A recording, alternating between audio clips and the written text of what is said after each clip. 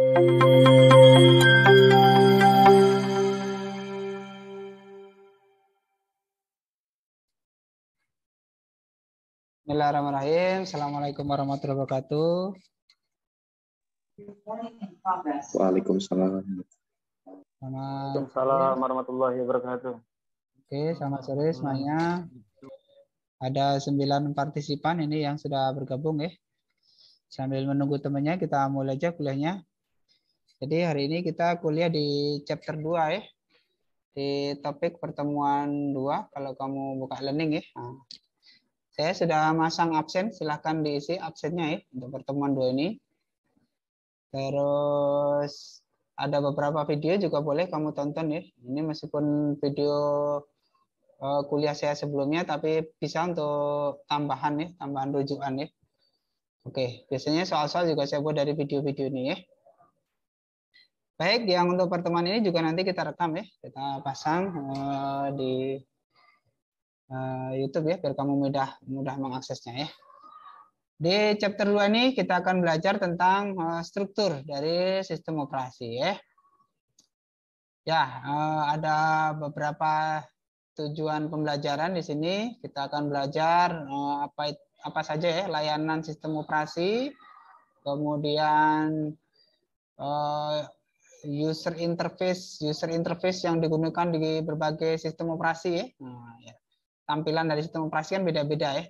Tiap operating system yang berbeda, maka tampilannya berbeda gitu ya. Nah, ini kita juga perlu tahu. Kemudian dan ini ya, semua yang ada di slide ini nanti kita coba bahas ya secukupnya waktunya ya. Nah, kita kuliah nggak usah lama-lama, sekitar 30-40 menit mungkin ya. Oke. Karena saya pakai Zoom yang gratis ini.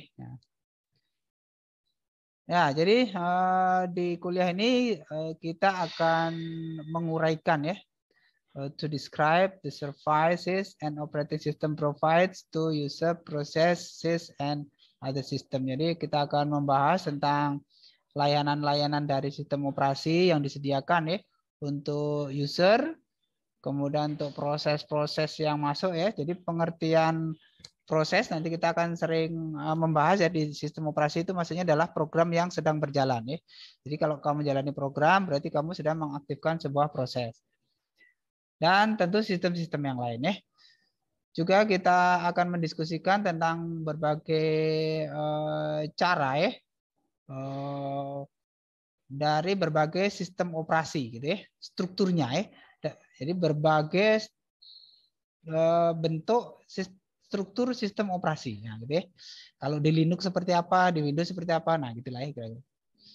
To explain how operating system are installed and customized and how they boot. Jadi kalau kamu baca nanti lebih lengkap di slide ini juga akan diuraikan ya bagaimana sistem operasi itu diinstal ya. Bagaimana cara memasang operating system ya. Oke. Meskipun kamu sebenarnya bisa ya belajar sendiri yang kayak gitu-gitu. Kalau dulu ada sih praktikum operating system ya, sekarang nggak tahu ada nggak mata kuliahnya kamu. Kalau tidak ya kamu cari di YouTube banyak lah ya. Kalau semacam menginstal Windows itu ya harus bisa lah ya. Nanti saya tunjukkan ya bagaimana belajar menggunakan sistem operasi dengan program virtualisasi ya. Misalnya pakai VirtualBox ya. Oke, apa itu layanan sistem operasi? Yang pertama, sistem operasi tentu menyediakan lingkungan ya, di mana program-program itu bisa dieksekusi. Nah, dan program-program itu dilayani ya, atau program yang dijalankan oleh user itu dilayani ya, oleh operating system ya, untuk dieksekusi, dijalankan di komputer ya, dijalankan ya artinya di upload di memori utama gitu ya, terus dieksekusi oleh prosesornya. Nah, itu ya, itu yang dilakukan layanan utama ya, yang dilakukan oleh operating system. Kemudian satu perangkat sistem operasi itu menyediakan fungsi-fungsi layanan, di antaranya adalah 3 hal ini ya, yang paling utama ya. Yang pertama, user interface. Jadi pasti setiap operating system ada user interface-nya ya. User interface itu tampilan di mana pengguna tuh pertama kali bisa menatap operating systemnya ya, gitu ya, bisa mengakses operating system ya. Contohnya gini, kalau kamu pakai sistem sebelum kamu tuh pakai Windows sekarang yang tampilannya bagus itu ya, yang disebut dengan graphical user interface ini ya. Dulu orang menggunakan sistem operasi itu tampilannya hanya command line ya. Waktu kalau Pak Heri masih ingat, saya dulu waktu pertama kuliah tuh hard disk itu masih mahal ya. Bahkan belum ada hard disk dulu saya itu. Yang ada disket ya. Nah, jadi untuk jalanin disket, untuk mengakses program yang ada di disket itu harus pakai command line ya. Menjalankan perintahnya lewat command line. Ya, sampai sekarang masih ada sih ya. Jadi kalau kamu jalani Windows, kamu ketik di sini CMD gitu ya. CMD. Nah, gitu ya. Tahu lah kamu ya. Masuk komputer ya harus tahu ya. Ini kamu bisa menjalankan perintah-perintah komen atau command line ya, CLI yang ada di Windows. Nah, seperti ini ya. Kelihatan ya layar saya ya? Halo? Kelihatan, Pak. Oke. Coba siapa yang hafal perintah di command line ini? Coba siapa yang hafal? Coba sebutkan salah satu. Ada perintah apa di sini? Buka mic-nya. Terus sebutkan nama coba. Siapa yang tahu satu perintah di command line Windows? Coba. Saya, Pak. Apa perintahnya? Salah satu perintahnya yaitu first, yaitu untuk mengecek versi daripada Microsoft yang kita Windows yang kita gunakan. Oke, apa? Jadi ketikkan hurufnya Pak. F, V, Pak. V angka R, ya. R, Enter. first itu ya? Ya, Okay. enggak, Pak. V apa? R, Pak. Apa? V, E, R gitu ya? V R. Oke. Ya, oh ya, betul ya. Sampai tadi yang ngomong tadi? Kanero ya? Iya, Pak. Kanero, Pak. Oke, nah karena saja. Nah, jadi ada perintah namanya var ya, gunanya untuk melihat versi dari Windows kita. Ya, nih, Windows saya itu termasuk Windows lama, 2006 ya, hampir 10 tahun yang lalu ya, 8 tahun yang lalu ya. Ya, tidak apa-apa lah, 6 tahun yang lalu, sudah lama ya, 6 tahun yang lalu ya.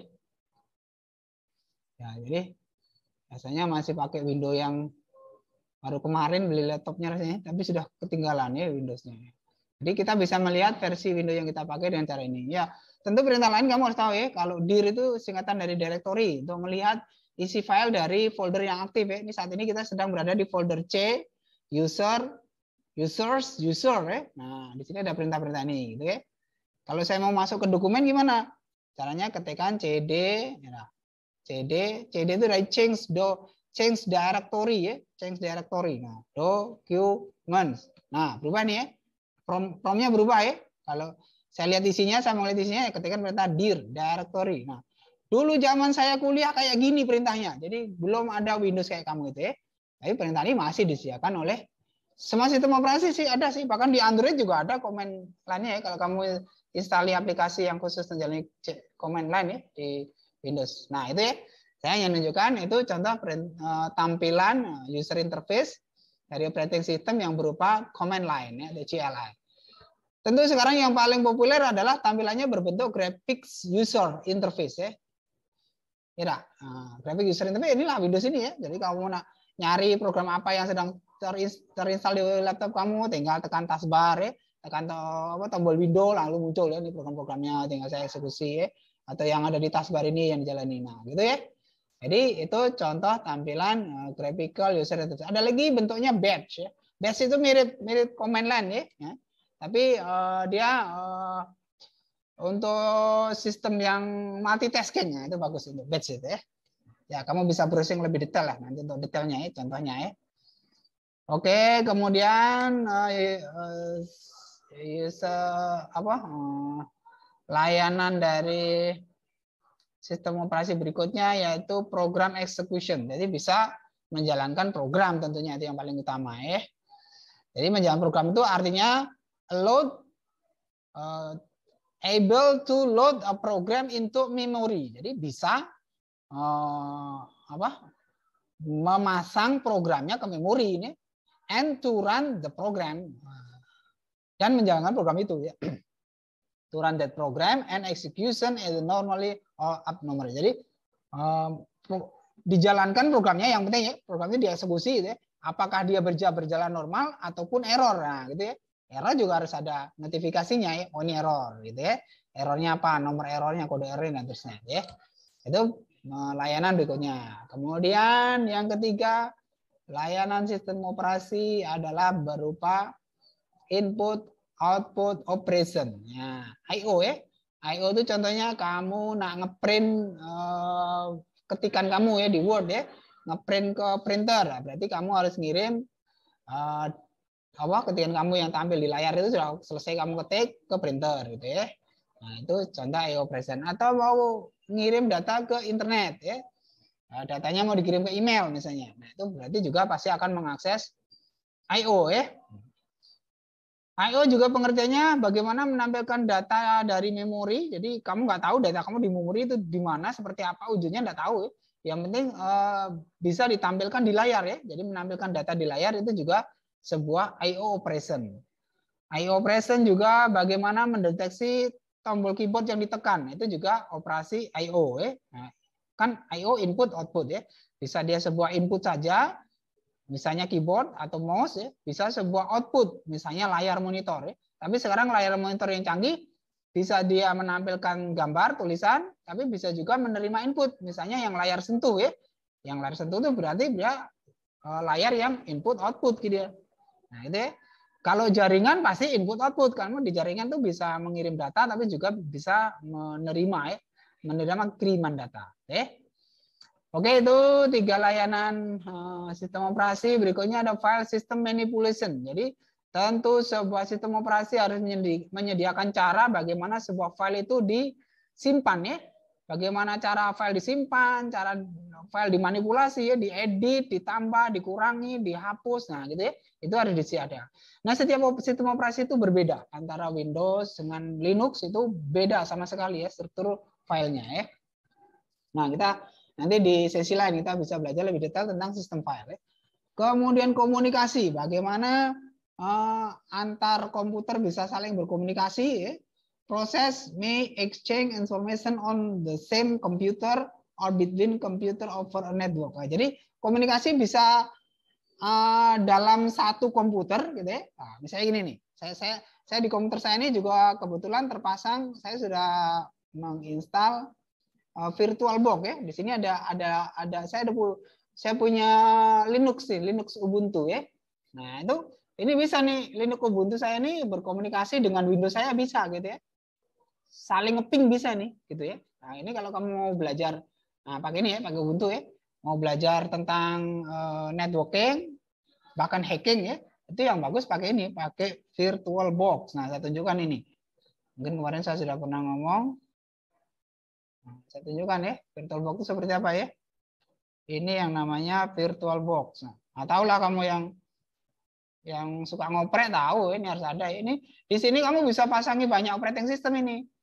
Ini ada Ubuntu ya. Nanti kalau mau belajar hacking pasangi server ya.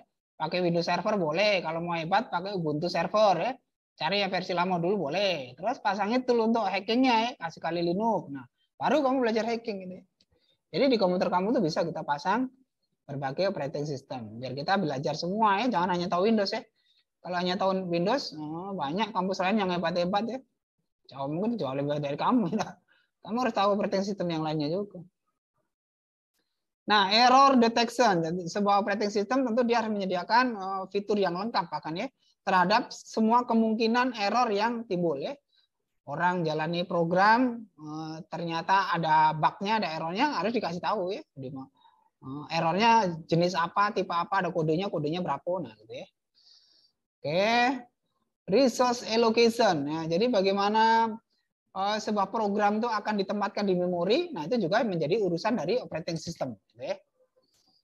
Accounting, nah accounting itu saat program itu berjalan itu juga pengguna itu kadang perlu informasi ya. Contohnya seperti ini. Kalau kamu menggunakan Windows itu biasanya nih saya tunjukkan ya. Mudah-mudahan, bentar ya. Nah ini ya, nih saya tunjukkan ya. Nah kamu kadang buka Task Manager ya. Task Manager untuk apa? Untuk mengetahui seberapa sibuk komputer saya. Jadi seberapa persen alokasi memorinya, seberapa persen alokasi prosesornya. Nah, itu bisa dilihat di sini. Ini counting namanya. Nih misalnya Google Chrome menggunakan memori berapa nih? 486 MB ya, dan terusnya ya. Nah, ini sebanyak program yang sedang saya jalankan ya. VirtualBox. Nah, ini menggunakan alokasi memori malah kecil ya. Virtual machine ini malah tidak banyak ini. Nah, ya. Nah, tentu ini sebanyak ini proses yang sedang saya jalankan di komputer saya gitu ya. Untuk melihat pakai performance kita bisa tahu oh CPU-nya seberapa sibuk. Nah, ini ya. Oh ternyata tidak terlalu sibuk ini ya. Padahal saya menjalani banyak program ini ya. 32%. Nah, gitu ya. Nah, ini namanya counting ya. Jadi ini harus disediakan juga oleh operating system sehingga pengguna itu bisa mengontrol ya, mengontrol penggunaan sistem komputernya secara lengkap dan mudah gitu ya. Kemudian protection and security. Nah, ini isu yang sangat penting, security. Nah, yang paling parah yang bisa sering kita temukan kalau kamu pakai Windows biasanya mudah diserang oleh virus atau trojan ya. Saya terakhir komputer saya yang sebelumnya sudah pakai Windows 10 masih ada banyak trojan masuk ya. Trojan bisa masuk dari internet, bisa masuk waktu kamu ngeklik file dari flash disk ya, dari flash disk masuk dia ya. Nah, ini kalau di Windows ya. Kalau mau aman ya nggak usah pakai Windows itu. Ganti pakai Linux, pakai Ubuntu misalnya gitu. Itu kalau mau aman dari serangan virus. Tentu serangan-serangan yang lain ya. Ini di mata kuliah keamanan tentu dibahas lebih detail ya. Jadi protection and security itu ada dua hal yang juga harus disediakan oleh operating system yang modern. Kalau zaman dulu waktu orang cuma pakai DOS operating system ya pakai DOS, pakai CLI tadi ya, itu nggak ada antivirusnya ya. Antivirusnya harus nginstal dewek. Nah, susah lah pokoknya itu. Asal disket itu lah kena virus nah susah. Paling banter hanya dihapus, nginstal lagi gitu. Ngopi lagi programnya. Nah, kalau sekarang nggak mungkin karena sebuah sistem itu sudah kompleks ya. Windows itu filenya sudah nggak karuan lagi, ada ribuan file ya. Mungkin ada ratusan ribu file ya. Sehingga nggak mungkin pengguna itu akan mengontrol secara manual ya. Oke, nah ini kalau kita lihat gambaran secara umum sebuah sistem operasi itu seperti ini ya. Kalau kemarin saya sudah gambar di papan tulis, ini lebih detailnya seperti ini. Jadi lapisan paling bawah ini ada hardware-nya ya. Nah, di atasnya ada operating system. Nah, di dalam operating system itu ada bagian-bagian atau layanan dari sistem operasi ini. Jadi layanannya secara komplit seperti ini ya. Tadi sudah kita sebutkan ya. Program execution, IO operation, file system, communication, resource allocation, accounting. Nah, itu ya. Tentu mencakup di dalamnya error detection sama protection and security. Nah, pahami aja nih ya. Nah, semuanya ini dijalankan oleh operating system melalui sebuah model ya yang namanya system calls. Jadi kalau kamu mau mengaktifkan, misalnya saya mau mengeksekusi program, nah itu caranya bagaimana? Nah itu melalui system call ya. Oke, suara saya masih terdengar ya? Halo? Masih, Pak. Oke. Saya nggak lihat muka kamu, takutnya ngantuk kamu ya. Udah lah ya. Nah, di atasnya operating system supaya pengguna bisa lebih mudah ya dalam mengakses operating system yang tujuannya akan mengakses hardware ya, itu maka ada beberapa pilihan tadi ya, user interface-nya ya. User interface dari sistem operasi bisa berupa graphical user interface seperti kalau kamu pakai Windows, tapi kamu juga bisa pakai command line ya. Kalau perintahnya memang harus dieksekusi melalui command line atau melalui sistem batch. Nah, oke. Kalau ada pertanyaan nanti bisa langsung di forum boleh. Command interpreter. Nah, sebuah command line instruction ya, sebuah perintah atau tampilan sistem operasi yang berupa perintah baris tadi itu kadang disebut juga dengan command interpreter ya. Jadi ya kalau di Windows tadi ya yang CMD itu ya. Nah, di CMD ini kalau ini Linux ya. Di Linux seperti ini ya. Perintah W untuk melihat apa nih?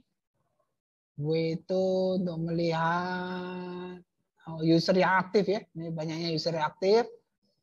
Terus IO start untuk melihat seberapa alokasi input output ya. Ini ke disk ya, IO start ya. Bisa ke disk, bisa ke IO ya, bisa ke jaringan ya. ls. Nah, ls itu kalau di Windows ya di komen Windows tadi ya, itu perintah dir tadi ya. Kalau Windows dir singkatan dari directory untuk melihat isi directory ya. Kalau di Linux pakai ls, jadi singkatan dari list ya. List system file sebenarnya gitu ya, untuk melihat daftar file yang ada di folder yang aktif gitu ya. Nah, dan terusnya ini bisa kamu pelajari nanti ya. Oke, kemudian sebuah sistem operasi yang menggunakan interface berupa graphical user interface ya, atau GUI, maka dia harus memiliki karakteristik ini ya. Sebuah interface ya harus user friendly ya, mudah dioperasikan ya, mudah dijalankan ya. Jangan rumit gitu ya. Jangan mending ke pengguna ya. Kalau mendingkan pengguna nggak dipakai oleh pengguna ya.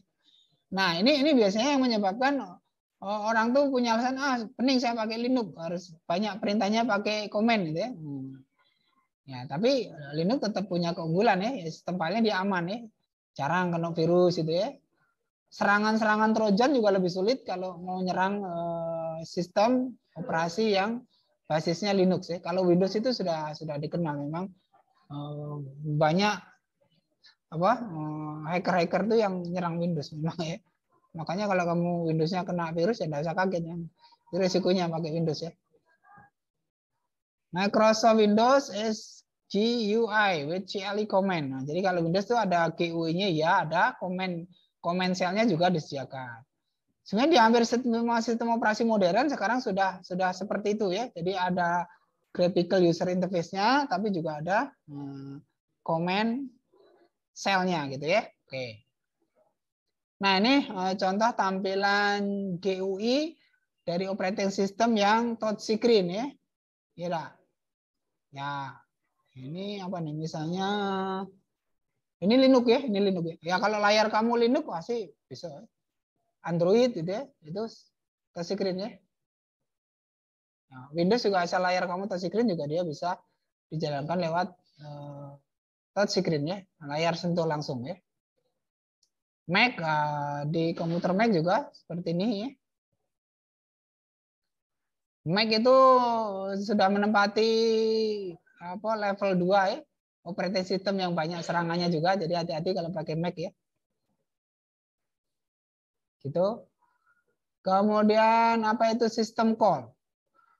Programming interface to the service provided by the operating system. Jadi antar muka pemrograman, nah gitu ya, yang disediakan oleh sistem operasi. Ya. Jadi di dalam sistem operasi pasti dia menyediakan tempat di mana kita bisa menulis program gitu ya. Nah, kalau di Windows zaman dulu pasti disediakan pakai VB itu ya, Visual Basic ya. Kalau sekarang sudah disediakan Microsoft Studio ya, yang ya Microsoft Studio ya, yang kamu bisa coding pakai bahasa C atau pakai Java gitu ya. Nah, yang bisa kamu pakai untuk mengembangkan aplikasi berbasis desktop maupun berbasis mobile ya, Android ya. Bisa pakai C atau Java biasanya ya. Nah, itu sudah disediakan oleh operating system. Kalau zaman Windows yang lama dulu hanya bisa VB biasanya ya. Sekarang Windows yang baru sudah kamu nak coding pakai Java bisa ya, pakai C juga bisa ya. Pakai Python bahkan juga bisa gitu ya. Melalui Android Studio itu. Oke, itu sistem core. Kemudian saya ambil yang penting-penting aja ya. Selebihnya silakan dibaca sendiri dengan detail. Karena ini ada 50 slide. Kalau kita habiskan 30 menit, mungkin nggak cukup waktunya. Nah, ada lagi yang disebut dengan API. Apa itu API? API. Ini bagian dari sistem call ya. Sistem call interface ya. Just need to obey API and understand what operating system will do as a result call. Nah, jadi kadang beberapa kalau kamu yang programmer ya, suka coding ya, yang suka coding kadang kita butuh API ini untuk mengembangkan program kita sehingga lebih cepat ya, dalam hal codingnya lebih cepat, terus bisa menghasilkan performance dari program kamu yang lebih bagus gitu ya.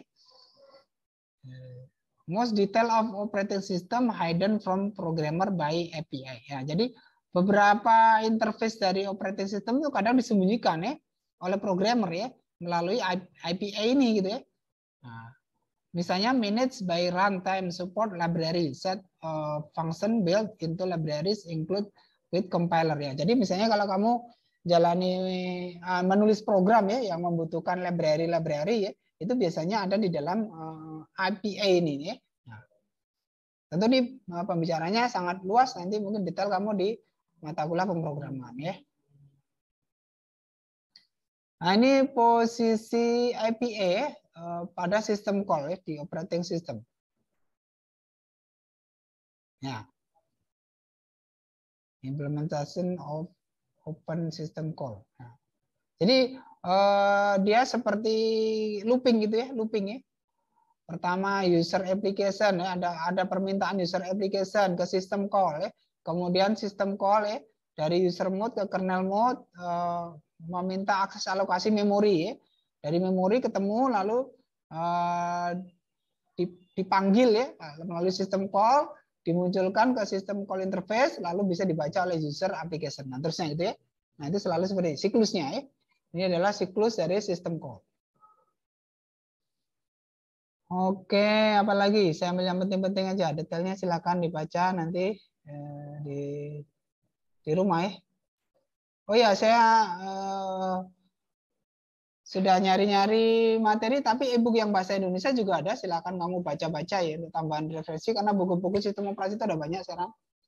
Untuk slide-nya, ini saya dapat yang slide-nya lengkap ya. Nah, itu di link yang sudah saya pasang juga di e-learning ini ya. Nah, linknya nih ya. Link unduh materi slide-nya. Silakan di-download. Nanti kamu akan masuk ke sini. Nah, ke sini ya. Silakan nih di-download semua. Mungkin nanti kita materi kuliah akan menggunakan slide di sini ya. Soal-soal ujian tentu juga akan saya bikin dari sini nanti. Jangan khawatir ya. Soal ujian akan saya buat dari slide yang ada di sini. Oke. Jadi kalau saya jelas transparan ya. Parameter passing via table. Nah, sudah 30 menit ternyata kita kuliahnya ya. Tinggal 10 menit ya.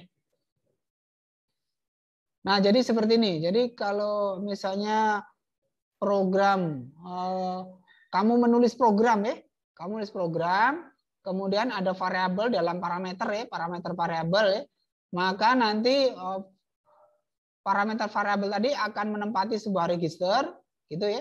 Kemudian codingnya sendiri, programnya sendiri akan menempati sebuah sistem call gitu.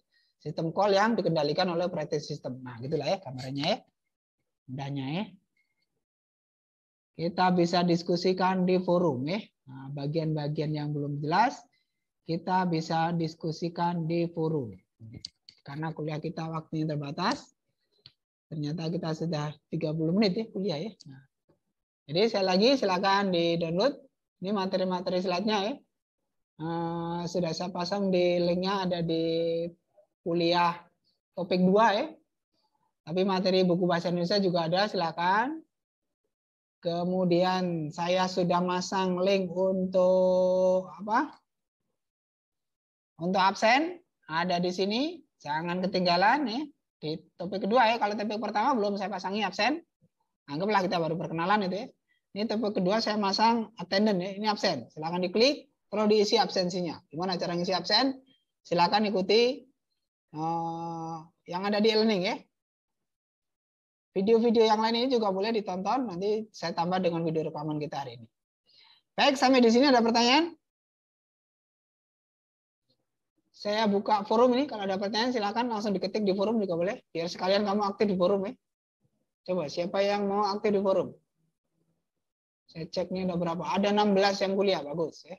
Jadilah ya. Baru lebih lah ya.